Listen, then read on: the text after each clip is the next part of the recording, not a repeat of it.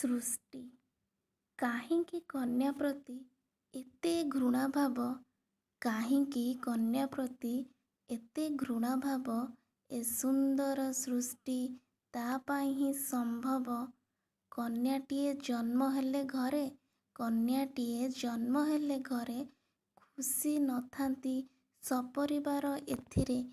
ପୁଣି ତାକୁ କରନ୍ତି ଏତେ ହତାଦର, ପୁଣି ତାକୁ କରନ୍ତି ଏତେ ହତାଦର, କଷ୍ଟରେ ତୁଲେଇଥାନ୍ତି ତା ଜୀବନର ଭାର। ସମସ୍ତଙ୍କୁ ଦୁନିଆରେ ବୋହୂଟିଏ ଦରକାର, କିନ୍ତୁ ଝିଅକୁ ସଭିଏଁ କରନ୍ତି ଏଠି ଛି ଛାକର। ଝିଅ ପରା ଏ ଦୁନିଆରେ ପରଘର ସମ୍ପତ୍ତି, ଝିଅ ପରା ଏ ଦୁନିଆରେ ପରଘର ସମ୍ପତ୍ତି।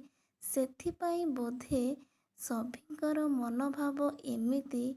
ଏ ସୃଷ୍ଟି ତିଷ୍ଠି ରହିଛି, ଏ ସୃଷ୍ଟି ତିଷ୍ଠି ରହିଛି କେବଳ ନାରୀ ପାଇଁ। ନାରୀ ଶୂନ୍ୟ ହୋଇଗଲେ ଏ ସୃଷ୍ଟି ରହିବ ହିଁ ନାହିଁ, ଏ ସୃଷ୍ଟି ରହିବ ହିଁ ନାହିଁ।